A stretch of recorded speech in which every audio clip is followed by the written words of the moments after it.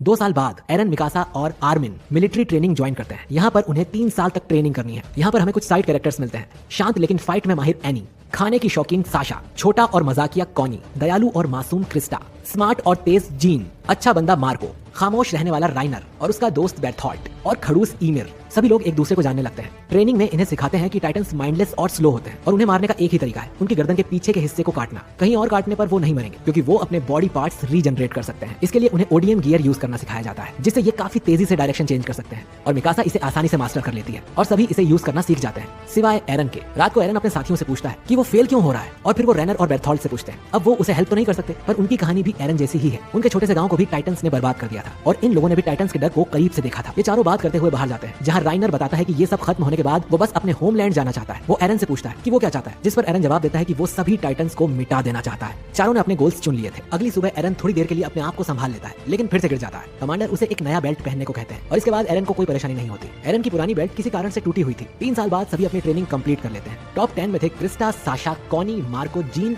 एरन, Annie, Bertolt, Reiner और Mikasa. कुछ time बाद उन्हें ये डिसाइड करना था कि उन्हें मिलिट्री की कौन सी ब्रांच में जाना है, लेकिन अभी के लिए उन्हें ट्रोस्ट जिले में भेजा जाता है एक्सपीरियंस के लिए। एरन, मिकासा और आर्मिन फैसला करते हैं कि वो स्काउट्स रेजिमेंट को ज्वाइन करेंगे और साथ मिलकर समुद्र देखेंगे। अगले दिन उन्हें यहाँ हानस मिलता है। हानस माफी मांगता है कि वो उस दिन एरन की मां को बचा नहीं सका। इनका पूरा ग्रुप वॉल के ऊपर पेट्रोलिंग करने लगता है और सब कुछ सही जा रहा था। एरन के दिमाग में यही सब चल रहा था कि टाइटन्स को इंसान हरा देंगे और इंसान की ही जीत होगी कि तभी एरन के पीछे कोलोसल टाइटन प्रकट होता है और इस वॉल का मेन गेट तोड़ देता है। साथ ही वॉल पर रखी कैनन को भी डिस्ट्रॉय कर देता है, जिसका मतलब ये टाइटन दूसरों की तरह नासमझ नहीं है और इंटेलिजेंट है। एरन पूरे गुस्से में उस पर अटैक करता है, लेकिन वो हवा में गायब हो जाता है। टाइटन्स ट्रोस्ट शहर के अंदर घुसना शुरू कर देते हैं, जबकि स्काउट्स किसी मिशन से बाहर गए हुए थे। अब गैरिसन रेजिमेंट और एरन के ग्रुप को ही इनसे लड़ना होगा। सभी को अलग अलग ग्रुप्स में बांट दिया जाता है और सभी टाइटन्स पर अटैक कर देते हैं, लेकिन टाइटन्स कई सारे सोल्जर्स को एक एक करके मारने लगते हैं। इनके सर पर मौत नाच रही थी। ये सब देखकर आर्मिन भी डर के पैरालाइज हो जाता है और टाइटन आर्मिन को उठा के खाने लगता है, लेकिन तभी एरन वहां आ जाता है और आर्मिन को बचा लेता है। लेकिन एरन खुद नहीं बच पाता और टाइटन उसे खा जाता है और शो का मेन हीरो